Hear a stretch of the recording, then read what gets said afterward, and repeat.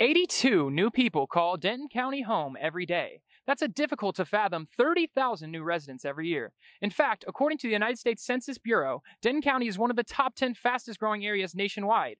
With such explosive growth, there are inevitably going to be challenges, not the least of which is a significant uptick in reported crimes. Early voting already underway for midterm elections. Many UNT students will be entering the polling booth for the first time. A recent study by Tufts University said college students are exercising their constitutional right to vote at a higher rate than at any time in history. In fact, the same study said 66% more students voted in 2020 than in any previous election. While those are encouraging trends, collegiate campuses are not immune from the larger population's increasingly diverse political climate and the overall dissatisfaction with how we are selecting our government leaders. When adding to the mix a number of highly sensitive and controversial issues set to be decided by November's winners. Judge Ketanji Brown Jackson will become the first black woman to serve on the Supreme Court. On this vote, the yeas are 53, the nays are 47, and this nomination is confirmed. The Senate confirmed Jackson with only 3 Republican senators joining all 50 Democrats.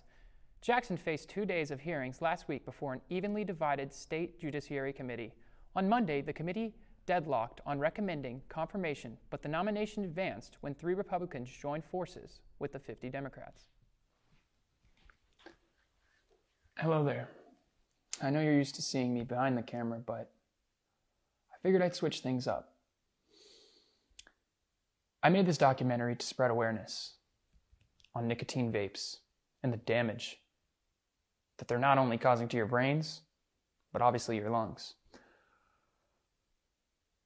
As much as I am against nicotine vapes, there was once a day that I was constantly buying, using, and abusing vapes.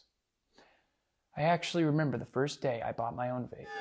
Supporters of statewide legislation show no biases in age, gender, or race, according to the CDC. Marijuana is the most commonly used drug in the United States.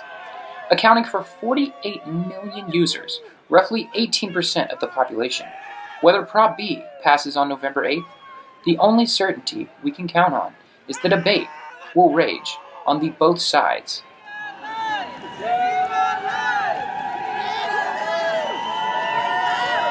Facing Denton County is how to balance the positive aspects of growth while maintaining the safety and a feeling of security for its residents. With the holiday season already in full swing, that task is only made more difficult. For UNT TV, I'm Robert Hanley, signing out. The U.S. is turning up the pressure on Vladimir Putin by targeting 2 of his children with sanctions. Officials say Putin is notorious for hiding his money and other assets behind the names of family members and others. The U.S. believes he is using his adult children to hide some of those assets.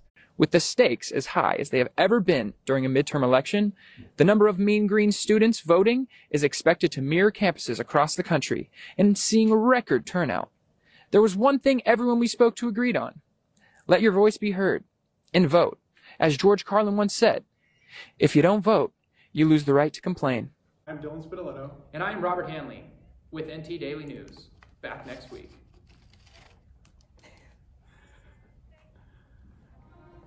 Yeah, did we do it? Yeah. Okay. Yo, let's go. Hey.